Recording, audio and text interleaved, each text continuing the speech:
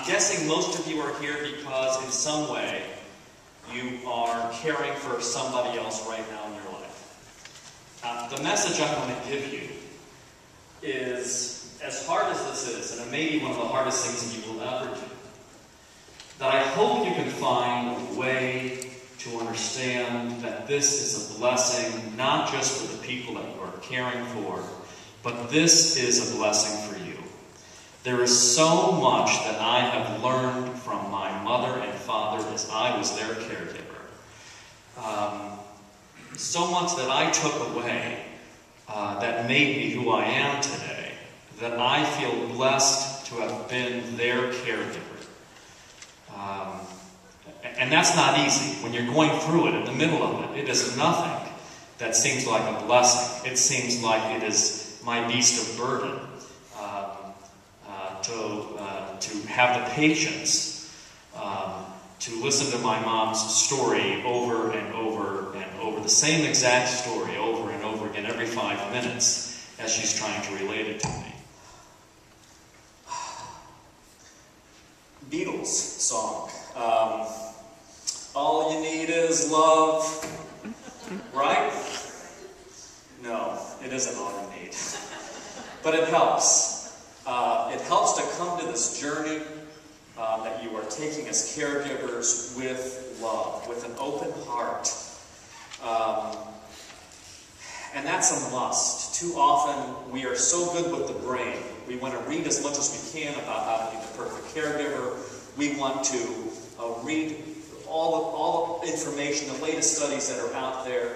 We're really good here. And so often, all we really need is what's right here. It's what's in your heart. And so I tell you today that you need to come on this journey that you're going to take with an open heart for the people that you are caring for. But that's not all you need. You need a lot of help. And one of the things that I wrote down is don't be afraid to let others help you on this journey. Other people will help you if you ask for help. Too many times we get kind of burdened with the idea that I don't want anybody else to help me. Nobody else really wants to do this. But the reality is there are a lot of people out there that will help you. And so don't be afraid to ask for help.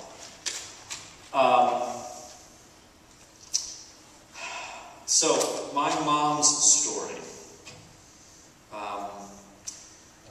Not too dissimilar from Frank, and I'm sure all of you can relate. Not too dissimilar from the stories you're going through. My mom has Alzheimer's. And as much as I knew that I'd be able to help her through this, it has certainly been a challenge, but as I said, it's been a blessing for me. And it is, I will tell you that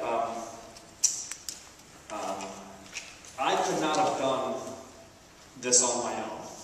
I could not have done really what Frank has done single-handedly. Now, I am fortunate in that I own a home health care company, and I was able to recruit a lot of help for my mom, for my dad, who had a different story. He had a stroke, and he was a physician, brilliant man, oncologist, hematologist, right here in St. Louis for 25 years, Dr. John McCarthy, and practiced at St. Mary's Hospital, taught at St. Louis. He was brilliant, and then to have him have a stroke at a relatively young age and then need caregivers for 15 years was difficult. Every story is one of the nice things I'd like to tell you, and that I believe wholeheartedly, is that home care can be tailored, as we learned earlier, to every individual need. And it's not the right answer for everybody. I'll race through some of these slides in a second, I promise you guys. But it does allow a lot of tailoring to happen. Frank talked about the need for respite. I couldn't agree more. It is too easy to get burnt out as a caregiver, doing this day in and day out. And it is so difficult, so please take advantage of different respite opportunities. Home care allows you to get respite.